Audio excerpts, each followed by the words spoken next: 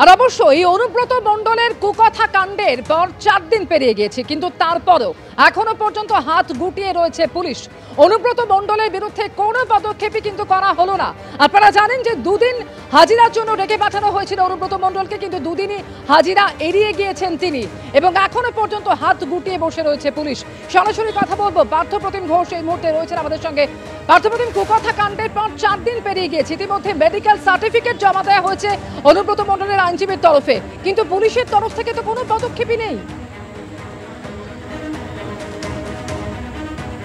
দেখো, দৃশ্যত কিন্তু পুলিশের তরফ থেকে কোনো পদক্ষেপ সেইভাবে লক্ষ্য করা যাচ্ছে না, কারণ আমরা দেখেছিলাম যে অনুব্রত মণ্ডলের অডিও কাণ্ডটি একেবারে সামনে আসার পর সংবাদ মাধ্যমে শোরগোল পড়ার পরবর্তীকালে দেখেছিলাম গত শুক্রবার দিন, যদি তুমি লক্ষ্য করো সেক্ষেত্রে দেখা গেছিল পুলিশে একেবারে অ্যাকশন মোডে।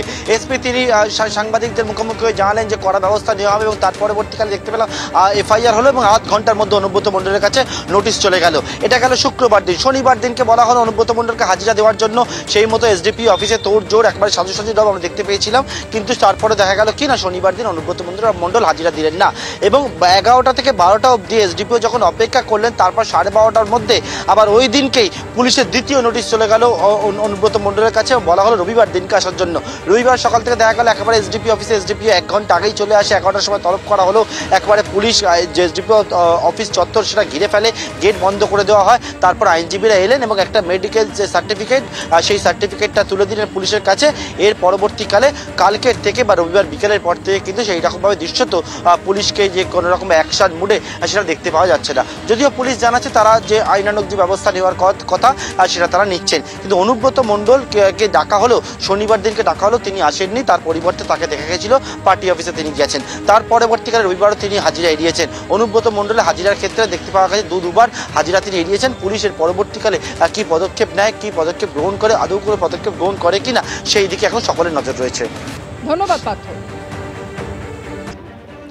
অনুব্রত মণ্ডলের পর এবার বিক্রমজিৎ সাউ, তাকেও এবার তলব করলো পুলিশ। সিউড়ি থানা তাকে ডেকে পাঠিয়েছে, আগামীকাল সকাল 11টায় তাকে হাজিরা দিতে বলা হয়েছে। বীরভূমের সাসপেন্ডেড টিএমসিপি জেলা সভাপতি, তাকে সিউড়ি থানায় তলব করা হলো। পুলিশি তলবে কি আদৌ হাজিরা দেবেন বিক্রমজিৎ? বোলপুর থানার আইসিকে অনুব্রত মণ্ডলের কদর্য আক্রমণের পর ভিডিও পোস্ট করেছিলেন বিক্রমজিৎ, তার ফেসবুক লাইভের ভিডিও, যে ভিডিও ইতিমধ্যেই ভাইরাল হয়েছে এবং যেখানে দেখা যাচ্ছে বোলপুর থানার আইসিকে তিনিও আক্রমণ করেন। আর এরপরই 6 বছরের জন্য তাকে দল থেকে সাসপেন্ড করা হয়। সেই বিক্রমজিৎ সাউকে এবার ডেকে পাঠালো পুলিশ। আগামীকাল সকাল 11টায় তাকে হাজিরার নির্দেশ দেওয়া হয়েছে। লিটন হালদারকে বলছি, বোলপুর থানার আইসিকে, যে তোমার যদি বুকের পাটা থাকে, দম থাকে, সত্যি কথাটা, তুমি বালিঘাট থেকে তুমি সাধারণ মানুষকে নিয়ে যে ছিনিমিনি খেলেছো বোলপুর শহরের, তুমি অনুব্রত মণ্ডল নামক শক্তিকে তুমি তোমার অপকর্মের মাধ্যমে দমানোর চেষ্টা করেছো।